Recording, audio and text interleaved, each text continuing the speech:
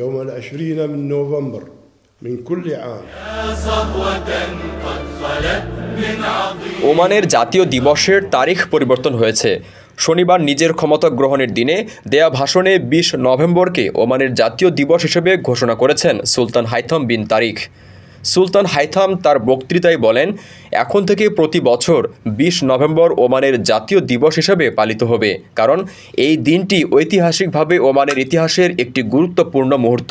1744 সালের এই দিনেই আল বুসাইদি পরিবার দেশের নেতৃত্ব গ্রহণ করে। তিনি বলেন, ইমাম সাইদ আহমেদ বিন সাইদ আল বুসাইদি জাতির সার্বভৌমত্ব, স্বাধীনতা ও মর্যাদার জন্য আত্মত্যাগ করেছেন। তিনি একটি ঐক্যবদ্ধ জাতি গঠনের সূচনা করেন, যা পরবর্তীতে ওমানকে তার সার্বভৌমত্ব এবং স্বাধীনতা রক্ষায় সাহায্য করেছে। সুলতানের এই ঘোষণার মধ্য দিয়ে জাতীয় দিবসের সময়কাল আনুষ্ঠানিকভাবে পরিবর্তিত হলো।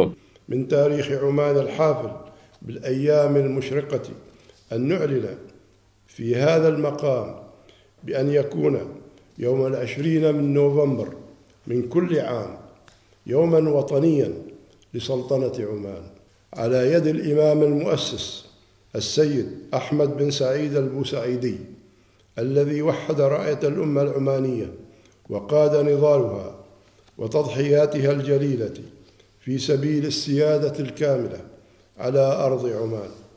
যে কোনো দেশের জন্যই জাতীয় দিবসের উপলক্ষ এবং তারিখ অত্যন্ত গুরুত্বপূর্ণ। এতদিন 18 নভেম্বর ওমানের জাতীয় দিবস পালিত হতো। দিনটি ছিল প্রয়াত সুলতান কাবুস বিন সাইদ আল সাইদের জন্মদিন। দীর্ঘ সময় ধরে এই দিনটি জাতীয় দিবস হিসেবে পালিত হয়ে আসছিল। এখন 18 নভেম্বরের পরিবর্তে নতুন জাতীয় দিবস হিসাবে 20 নভেম্বর উদযাপন শুরু হবে। সিদ্ধান্তটি ওমানের ইতিহাসের একটি গুরুত্বপূর্ণ পদক্ষেপ হিসেবে বিবেচিত হচ্ছে।